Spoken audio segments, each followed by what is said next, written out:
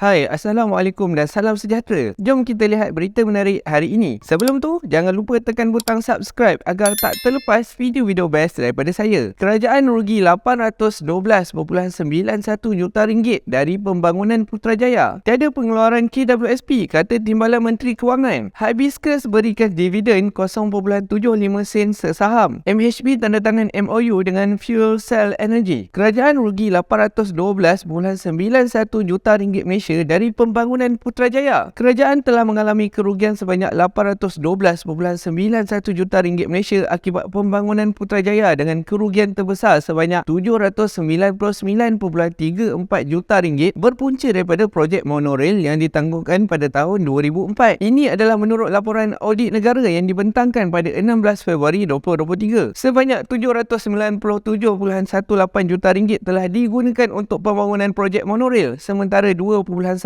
juta lagi digunakan untuk pemeliharaan terowong projek monorail yang tak pernah digunakan itu. Komponen lain termasuk depot bas yang tidak digunakan sepenuhnya di Presin 14 dan penggunaan infrastruktur park and ride yang berbeza dari perancangan awal. Pada akhir 2021, pembangunan Putrajaya mengikut komponennya mempunyai kadar siap antara 31.6% dan 115.7%. Pelan pembangunan Putrajaya sebagai ibu kota pentadbiran kerajaan telah diusulkan pada tahun 1992 semasa Perdana Menteri Tun Dr. Mahathir Mohamad dengan kos dianggarkan sebanyak RM20.09 bilion menurut rancangan Malaysia ke-7. Beliau meletak jawatan pada tahun 2003. Pada tahun 1997, satu perjanjian pemindahan tanah LTA telah ditandatangani antara pengarah tanah persekutuan, Syarikat Tanah dan Harta Sdn Bhd dan Putrajaya Holding Sdn Bhd PJH untuk membangunkan Putrajaya. Selain dari LTA, satu perjanjian konsesi telah ditandatangani antara PJH dan kerajaan melalui 3 dokumen, iaitu Perjanjian Infrastruktur Tanah, Perjanjian Konsesi Bangunan Kerajaan dan Perjanjian Reka Bentuk dan Bina Kerajaan. Akibat perubahan dalam dasar kerajaan, pembangunan yang dirancang tidak dapat diselesaikan secara penuh. Kata laporan tersebut, terdapat kelemahan dalam aspek pelaksanaan sistem pengangkutan bersepadu serta pembangunan kemudahan untuk perumahan, pendidikan dan kesihatan. Katanya lagi, laporan ini juga memaklumkan bahawa kerajaan tidak mengenal pasti dengan jelas badan yang bertanggungjawab untuk mengawal pembangunan projek mega tersebut, sama ada jabatan, kementerian ataupun majlis tempatan. Tiada jawatan kuasa khas ditubuhkan untuk melaksanakan pemantauan pembangunan Putrajaya, kata laporan itu. Perancangan awal adalah untuk membina sistem LRT bawah tanah. Namun demikian, pada tahun 1997, mod pengangkutan itu diubah ke monorail. Walau bagaimanapun, kekurangan dokumen menghalang Jabatan Audit daripada mengenal pasti sebab sebenar perubahan tersebut serta kenapa projek itu tidak diteruskan. Projek monorail meliputi dua laluan, iaitu laluan 1 sepanjang 13.2 km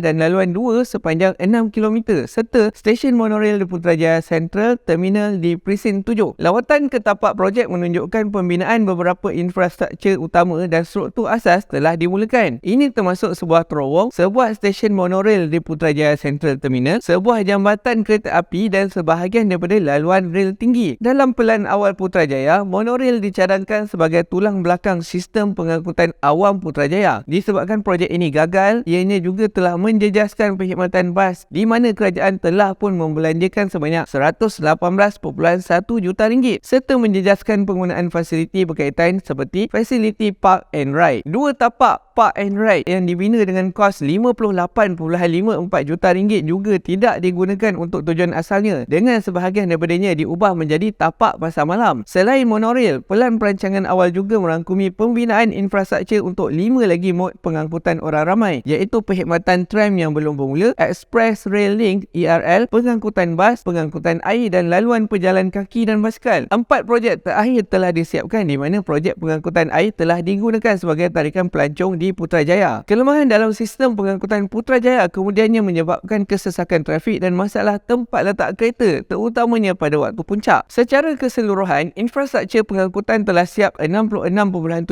seperti yang dirancang, dengan 33.3% infrastruktur sokongan selesai. Audit ini melibatkan 10 agensi termasuk Kementerian Wilayah Persekutuan, Putrajaya Corp, Kementerian Pengangkutan Malaysia, Plan Malaysia, Jabatan Kerja Raya Putrajaya, Jabatan Tanah dan Galian, bahagian pengurusan Pengurusan Harta dan Putrajaya Holding Sdn Bhd. Menurut Jabatan Statistik Malaysia, Putrajaya mempunyai 109,202 penduduk pada tahun 2020, iaitu 38.8% daripada sasaran 281,500 penduduk pada tahun itu di bawah Pelan Struktur Putrajaya 2025. Pada tahun 2019, Putrajaya Corp didakwa berkata projek monorail yang melibatkan bahagian bawah tanah sepanjang 8 km akan diteruskan. Tahun lalu, bekas Menteri Pengangkutan Datuk Seri Wee Ka Siong berkata dia membincangkan projek monorail Putrajaya dengan bekas Perdana Menteri Tun Dr. Mahathir yang telah memberi input mengenai langkah bagaimana projek itu boleh dibangunkan secara berperingkat. Beralih ke berita seterusnya, tiada pengeluaran KWSP, kata Timbalan Menteri Kewangan. Timbalan Menteri Kewangan Datuk Seri Ahmad Maslan telah mempertahankan keputusan kerajaan untuk tidak membenarkan satu lagi siri pengeluaran khas daripada kumpulan wang simpanan pekerja KWSP dengan menekankan bahawa simpanan median pencarum telah jatuh secara mendadak disebabkan oleh pengeluaran tersebut sebelum ini. Ahmad berkata 8.1 juta ahli EPF telah mengeluarkan 145 bilion ringgit di bawah 4 skim pengeluaran khas semasa pandemik COVID-19. Dengan mengambil kira bahawa simpanan median KWSP semua kaum pada tahun 2019 sebelum pandemik ialah RM16,600, beliau berkata ia jatuh kepada RM8,100 pada 2022 selepas pengeluaran itu. Simpanan median KWSP bagi Bumiputra di bawah umur 55 tahun jatuh dengan ketara kepada RM4,900 tahun lalu daripada RM15,500 pada April 2020. Di antara mereka, 7 juta pencarum Melayu memiliki simpanan median KWSP sebanyak RM5,500 pada 2022 berbanding RM16,900 pada April 2020. Ahli Bumiputra yang lain yang bersamaan 1.4 juta orang adalah yang paling terjejas dengan simpanan mereka jatuh 18% dari RM38 bilion kepada RM31 bilion, manakala simpanan median mereka jatuh 70% dari RM10,600 kepada RM3,300. Katanya, Ahmad Maslan juga berkata bahawa kerajaan telah menerima pelbagai cadangan untuk Belanjawan 2023 termasuk untuk meningkatkan had pembayaran sukarela KWSP sehingga RM100,000 setahun daripada RM60,000 yang sedia ada. Ini belum tentu lagi. Kita perlu menunggu Belanjawan 2023. Ada banyak cadangan. Ini salah satunya. Katanya, di Dewan Rakyat sebelum ini, Ahmad Maslan diminta untuk menyatakan langkah-langkah yang diambil kerajaan untuk meningkatkan kadar dividen KWSP untuk memulihkan simpanan KWSP dengan lebih cepat dengan mengambil kira strategi portfolio pelaburan jangka masa panjang dan risiko ekonomi global jangka pendek dan sederhana. Beliau juga memaklumkan bahawa sehingga September tahun lalu, aset KWSP mencecah RM961.1 bilion Malaysia, di mana 64% terdiri daripada pelaburan dalam negara dan 36% lagi adalah pelaburan luar negara. Ahmad berkata 48% di antaranya adalah dalam instrumen pendapatan tetap, diikuti 37% di dalam saham yang diterbitkan di Bursa Malaysia, 4% dalam syarikat peribadi seperti kepentingan, 49% di QSR Brands Malaysia Holdings, 7% dalam hartanah dan 4% dalam instrumen pasaran kewangan. Berita seterusnya, Hibiscus berikan dividen 0.75 sen sesaham. Keuntungan bersih Hibiscus Petroleum Berhad untuk suku kedua yang berakhir pada 31 Disember 2022 naik 45% dari tahun ke tahun kepada RM70.47 juta dari RM48.49 juta tahun sebelumnya. Ini berikutan harga minyak dan gas yang tinggi serta mereka telah mencapai penghasilan purata suku tahun tertinggi dalam sejarah. Jumlah keuntungan sesaham naik kepada 3.5 sen daripada 2.42 sen menurut laporan yang dikeluarkan oleh Hibiscus. Kumpulan itu telah mengumumkan dividen sebanyak 0.75 sen sesaham. Pendapatan suku tahun naik 150.74% kepada 713.13 juta daripada 284.4 juta ringgit. Walau bagaimanapun, jika melihat asas perbandingan suku ke suku, keuntungan bersih Hibiscus jatuh sebanyak 49.9% walaupun pendapatan meningkat sebanyak 17.91%. Dalam suku tahun terkini, Hibiscus menanggung penyelarasan bukan tunai secara one-off atas cukai keuntungan tenaga di United Kingdom sebanyak 104 juta ringgit yang akan dikembalikan pada bulan Mac 2028. Pada suku kedua tahun kewangan 2023, penjualan produk petroleum telah menyumbang 712.1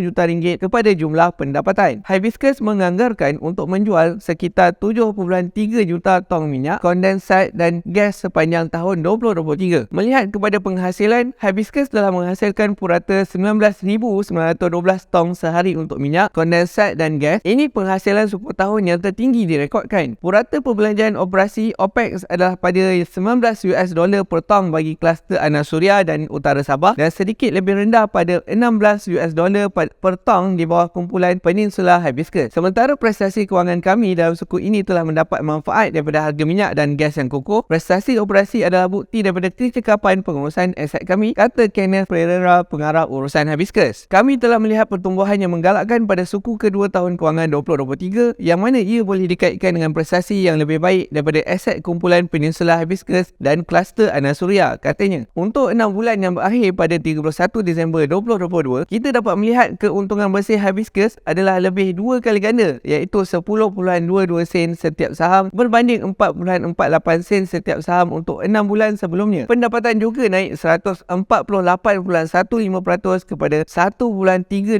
bilion ringgit daripada 531.09 juta ringgit Malaysia. Saham Hibiscus naik 4 sen atau 3.64% kepada RM1.14 menjadikan market cap syarikat ini berada pada 2.29 bilion ringgit Malaysia. Tuan-tuan dan puan-puan, anda teringin tak nak jadi sebahagian daripada pemegang saham syarikat-syarikat yang didagangkan di Bursa Malaysia ni? Perkara pertama yang anda perlu ada adalah akaun CDS. Kalau tak ada akaun CDS, macam mana nak buat urusan jual beli saham? Jom buka akaun CDS bersama saya, Mahir Alias, sebagai reminder anda. Layari akaun cds.com. Bagi anda yang buka akaun CDS di bawah saya, anda akan dapat join live bersama saya setiap petang semasa market open. Kita akan lihat kaunter-kaunter yang berpotensi dan membiasakan diri dengan platform dan juga pergerakan pasaran saham. Selain itu, untuk memudahkan anda mencari kaunter berpotensi, saya sediakan satu bot di Telegram yang mana anda boleh tengok terus apakah kaunter-kaunter yang berpotensi, dan dalam Telegram bot ini juga anda boleh lihat chart, dapatkan info tentang syarikat dan juga boleh dapatkan cadangan support dan resistance untuk kaunter yang dibeli. Yang belum ada akaun CDS tu, buka sekarang, layari akaun cds.com. Beralih ke berita seterusnya. MHB tanda tangan MOU dengan Fuel Cell Energy. Anak syarikat sepenuhnya milik Malaysia Marine dan Heavy Engineering Holdings Berhad MHB telah menandatangani perjanjian pemahaman MOU dengan Fuel Cell Energy Incorporated untuk bekerjasama dalam pembangunan fasiliti elektrolyzer skala besar di Asia, New Zealand dan Australia yang bertujuan untuk membekal tenaga kepada ratusan ribu rumah dengan hidrogen hijau. Dalam kenyataan 16 Februari, syarikat-syarikat itu berkata fasiliti-fasiliti itu sedang dirancang untuk meningkatkan kecekapan pengeluaran hidrogen hijau dalam masa yang sama dapat mengurangkan kos. Bersama-sama, syarikat-syarikat ini dijangka akan dapat menghasilkan peralatan elektrolyzer untuk menghasilkan pengeluaran hidrogen bersih pada skala yang besar dan menjadi pilihan tenaga yang mudah didapatkan serta berdaya maju, katanya. Syarikat-syarikat itu berkata kerjasama ini bertujuan untuk menangani halangan bagi penghasilan hidrogen hijau, iaitu kos input elektrik dan modal fasiliti pengeluaran. Dengan kombinasi teknologi dari Fuel Cell Energy dan kebolehan MHB untuk menghasil dan membina pada skala yang besar, ia dijangka dapat mengurangkan kos keseluruhan projek elektrolyzer skala besar ini. Kami baru-baru ini telah mengumumkan bahawa kami menerima tempahan untuk platform elektrolyzer kami hasil daripada 20 tahun penyelidikan. Kerjasama dengan MHB ini adalah tonggak penting dalam keadaan kami telah bersedia untuk menawarkan pengeluaran hidrogen hijau untuk penghasilan tenaga pada skala yang sangat besar dan kos yang lebih rendah, kata Ketua Komersial Fuel Cell Energy Mark Fizer. Kami sangat gembira dengan kerjasama ini dan berharap untuk kerjasama membantu mengurangkan karbon di seluruh dunia, katanya lagi. Pada masa yang sama, Ketua Pegawai Eksekutif dan Pengurus MHB Pandai Osman berkata, selain daripada penglibatan kami dalam ruang penghasilan dan penyimpanan karbon, kami sedar bahawa hidrogen juga semakin memberikan peranan penting dalam peralihan tenaga dan dapat mengurangkan karbon. MHB sangat berbesar hati untuk menjadi rakan pasaran Fuel Cell Energy dalam menjadikan penyelesaian bagi mempercepat pengeluaran tenaga bersih yang berasaskan hidrogen. MOU ini adalah sebahagian daripada usaha MHB dalam membina portfolio yang lebih berdaya saing untuk membantu peralihan masa depan yang rendah karbon melalui kerjasama dengan rakan teknologi. Kami sangat optimis bahawa kedua-dua syarikat akan memberikan keupayaan kepada industri global dalam matlamat mereka untuk mencapai sasaran penghasilan karbon sifar. Saham MHB ditutup setengah sen atau 0.68%